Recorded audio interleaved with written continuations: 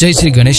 आज हम बात करेंगे पापांकुशा एकादशी की व्रत कथा के बारे में। धर्मराज युधिष्ठिर कहने लगे कि हे भगवान, हे मधुसूदन, आश्विन की शुक्ल एकादशी का क्या नाम है? अब आप कृपा करके इसकी विधि तथा फल कहिए। भगवान श्री कृष्ण कहने लगे, हे युधिष्ठिर, पापों का नाश करने वाली इस एकादशी का नाम पापांकुशा एकादशी है। हे राजन, इस दिन मनुष्य को विधि पूर्वक भगवान पद्मनाभ की पूजा करनी चाहिए। यह एकादशी मनुष्य को मनवांछित फल देकर स्वर्ग को प्राप्त कराने वाली। मनुष्य को बहुत दिनों तक कठोर तपस्या से जो फल मिलता है, वह फल भगवान गरुड़ ध्वज को नमस्कार करने से प्राप्त हो जाता है। जो मनुष्य अज्ञानवश में अनेक पाप करते हैं परंतु हरि को नमस्कार करते हैं, वे नरक में नहीं जाते। विष्णु के नाम के कीर्तन मात्र से संसार के सब तीर्थों के पुण्य का फल मिल जाता है। जो मनुष्य शंख धनुषधारी भगवान विष्णु की शरण में जाते हैं, उन्हें कभी भी यम यातना भोगनी नहीं पड़ती। जो मनुष्य वैष्णव होकर शिव की और शैव होकर विष्णु की निंदा करते हैं, वे अवश्य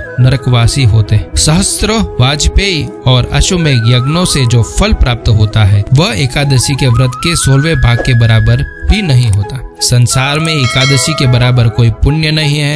इसके बराबर पवित्र तीनों लोकों में कुछ भी नहीं है। इस एकादशी के बराबर कोई व्रत नहीं है। जब तक मनुष्य पद्मनाभ की एकादशी का व्रत नहीं करते हैं, तब तक उनकी देह में पाप वास करते हैं। हे राजेंद्र, यह एकादशी स्वर्ग, मोक्ष, आरोग्यता, सुंदर पत्नी तथा अन्न और धन को देने वाली एकादशी के व्रत के बराबर गंगा, गया, काशी, कुरुक्षेत्र और पुष्कर भी पुण्यवान नहीं है। हरिवासर तथा एकादशी का व्रत करने और जागरण करने से सहज ही में मनुष्य विष्णु पद को प्राप्त होता है। हे युधिष्ठिर, इस व्रत के करने वाले 10 पीढ़ी मातु पक्ष, 10 पीढ़ी पितृपक्ष, 10 पीढ़ी पत्नी पक्ष तथा 10 पीढ़ी मित्र पक्ष का उद्धार कर देते। वे दिव्य देह धारण कर चतुर्भुज रूप हो, पीताम्बर पहने और हाथ में माला लेकर गरुड़ पर चढ़कर विष्णु लोक को जाते। हे नृपोत्तम, बाल्यावस्था, युवावस्था और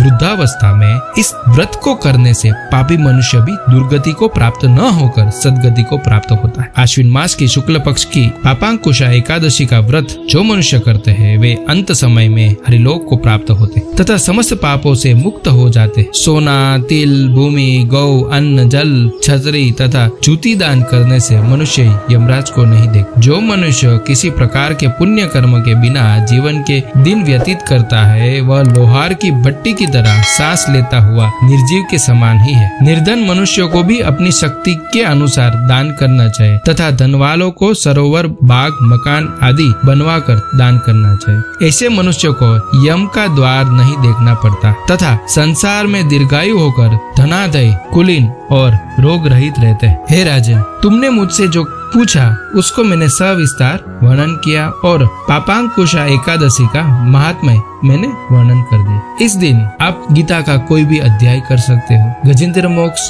विष्णु सहस्त्रनाम स्तोत्र हो सके तो उसका पठन कीजिए या श्रवण कीजिए। इस दिन अगर आप व्रत कर सको तो व्रत कीजिए। अगर आपको वीडियो अच्छा लगा हो तो इसे लाइक कीजिए, दूसरों के साथ शेयर कीजिए और इस चैनल को सब्सक्राइब कीजिए। ओम नमः शिवाय। जय श्री कृष्ण।